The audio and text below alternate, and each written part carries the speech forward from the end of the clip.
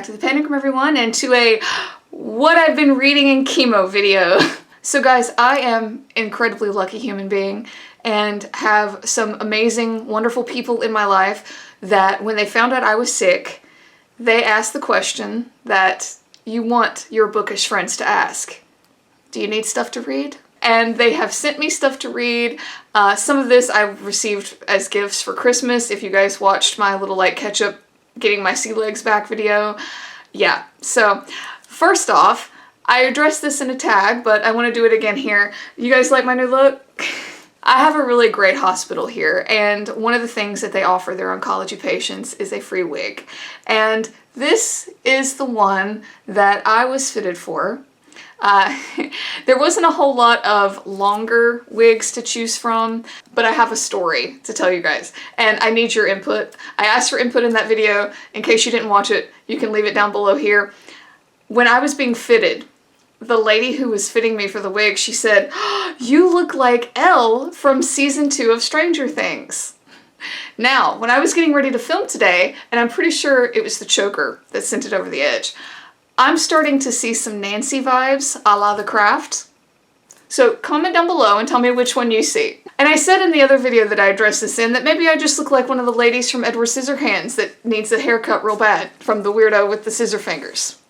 There's that option too. So I think I might bust this into a part 1 and 2 because I do have quite a few books here. There's five books here, and I don't want to keep you guys forever. So let's start with the one that I read first. And this was a gift from my dear demonic demon, Mr. Morningstar, and it is 3 Assassins by Kotaro Isaka. And it says here that it's the international best-selling author of Bullet Train, which I think they made a movie of. I've seen it. I think it's streaming on Netflix. Not sure. Comment down below and tell me if I'm right. But this was really cool. This was really cool. It's exactly what it sounds like. You're following 3 assassins. And I love, you guys know this if you've been here for 13 seconds. I love it when you get in your characters' heads.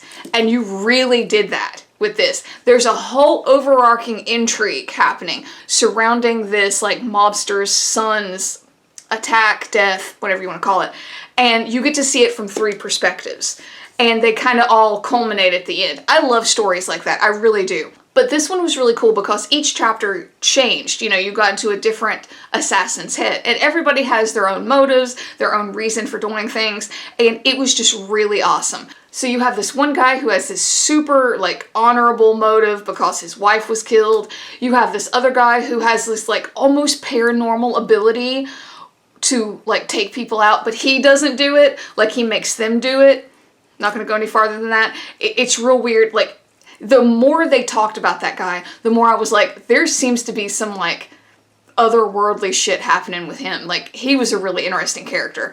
Then you have this, like, pusher dude and the whole intrigue around him and how he is an assassin and his group. It was really good. It was really good. If you like different perspectives in your story, and if you're one of those that likes to have an overarching thing that kind of connects all of your people together that culminates in the end, I think you're really gonna love 3 Assassins. Okay, so let's talk about one of my easily top favorite books that I've read thus far, and that's Almond. I finally got around to reading this. I feel like everybody and their mother had talked about it beforehand. Oh, this is amazing. I got this for Christmas, and it is just so unique at the way it looks at the world. So you are following this guy, and he essentially has a brain issue. He is unable to feel emotions like fear or happiness, stuff like that. And he has these terrible, horrible things happen to him. But it's so unique because you get to see him grow and how he has to function in this society, this emotional society. You know, it's a Korean author. It's set in Korea. And, you know, how he has to adapt to this, you know, especially when his main support system is taken from him, he really has to kind of like make his way in the world without this vital part of his humanity. It's so cool. It's really neat. It's such a unique perspective on the world, you know, because we read books about like scary stuff and romance or love, and we know what these things are. This kid doesn't. He doesn't know what these things are. He doesn't know what love feels like. He doesn't know what fear feels like. So to get his perspective on all of this shit that happens to him is very unique, because it's not just your standard human experience. You get what I'm saying? So definitely loved this one. Almond by Won-pyung Sohn. I'm probably butchering that. Okay, so let's talk about a really beautiful book. David over at David's Book Review sent me this, and it is Paperbacks from Hell. All of you know what this is. So this is like a coffee table book. It is so beautiful. Honestly, I mean, if I ever have a coffee table, this will be on it. I mean, just look. These gorgeous vintage covers. It is just, it's a dream. It's just a dream to be able to see all of these beautiful covers.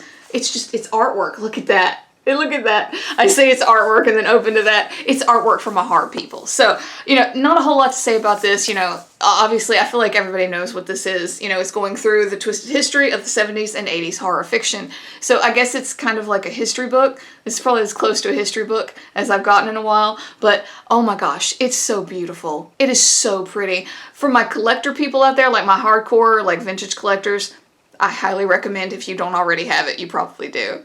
So let's keep up with books that David sent me. So David sent me this, The Tainted Souls. First, again, just take in that cover.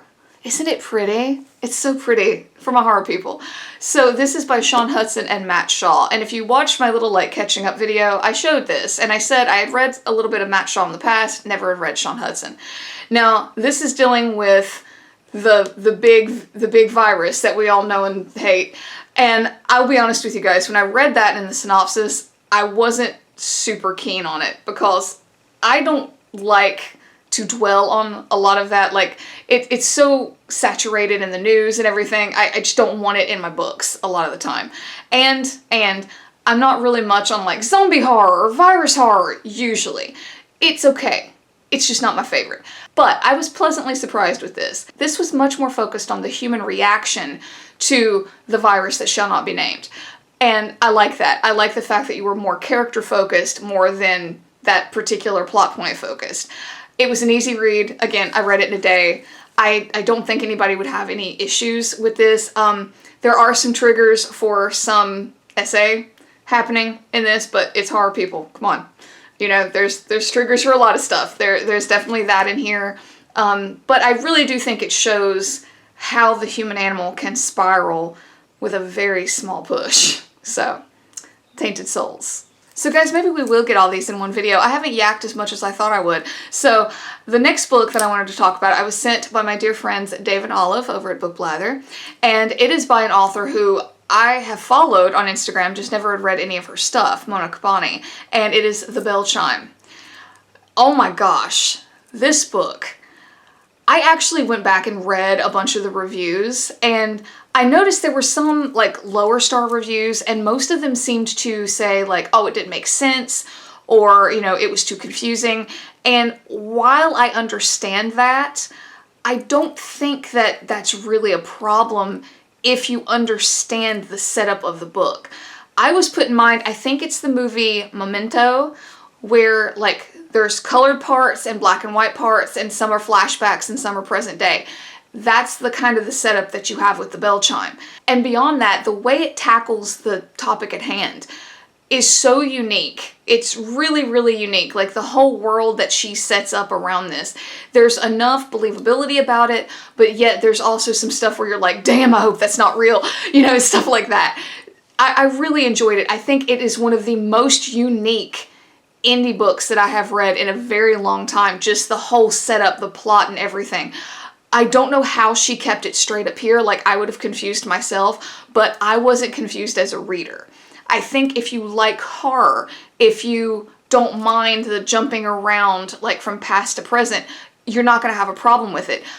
Beyond that, though, I would say read it for the uniqueness. It is so cool. Like, to me, the story is really, really well done. So, The Bell Chime. So the last one I want to talk about here, I was sent by Mr. Morningstar, and it's an odd one. I'm going to pop a picture up here. It's called The Dreamers. And this takes place, I want to say it's in the 60s, in Paris, I believe it is. And you essentially are following this boy and how he hooks up with this brother and sister, and kind of just the chaotic things that happen to them. They kind of become hermits at one point. They have this film obsession. And I know you're like, oh, that sounds super boring. It's not. You find yourself really getting wrapped up in their lives, like how weird they become, how they spiral. You know, I'm put in mind of, and this isn't a spoiler, I'm put in mind of this one game that they play where they just randomly act out or say something from a movie, and the other two participants, because there's three of them, have to name the movie. And there's consequences if you get it wrong, and how that spirals. It's out there. It's kind of out there. You know, there's some political sides to it. Not too much. You know, you kind of see how the environment of the day affects them, or doesn't affect them in some ways. You know, it was an interesting book. I wouldn't go so far as to say it's an easy read, but it's a quick read. You know, I want to say I got through it in like 2 days. And I came away from it really not knowing how I felt. I enjoyed it. I was sucked in to their lives, which is reason enough for me to read a book. But I came away like, wow, I don't know if I could tell everyone to read this book, because I really think some people would be like, but I do recommend it because I think that it has that sucking quality where you're just like, why am I so intrigued with these people? Now, there are a couple scenes that might be possibly triggering, not a whole lot. But like I said, it's not an easy read, but it is kind of a quicker read. So it's an interesting one. If you want a little something different, maybe you're trying to shake up your reading a little bit, I do recommend The Dreamers. Alright guys, well, I didn't talk and ramble as much as I thought I would, so we got them all in one video. Thank you for listening to the things that have been distracting me during chemotherapy. And guys, of course, you know, nobody ever has to send me anything. The fact that there are people in my life that understand that something that I love to do, that we share, that we both love to do, is important, and that they want to make sure that I have that need fulfilled, means the world to me. You guys know I'm a bag of emotions lately, but it really does. It means the world to me that something that the outside world might see as so trivial, like having a book to read, was important enough to my friends for them to be like, hey, I want to make sure that this need is fulfilled for you. And that just will never stop being the coolest thing ever. So guys, that is it. Thank you for hanging out for another video. Comment down below, tell me, do any of these books sound interesting to you? Have you read any of them? You guys know that's why I'm here. Tell me if you've read them. I would love to know your thoughts. You know, I absolutely adore that. That is the entire reason I have a BookTube channel. I like to talk about books with people. So if you've read any of these, let me know down below. And of course, guys, if you like this, please hit like, hit subscribe. It would really help me out. And until next time, bye for now.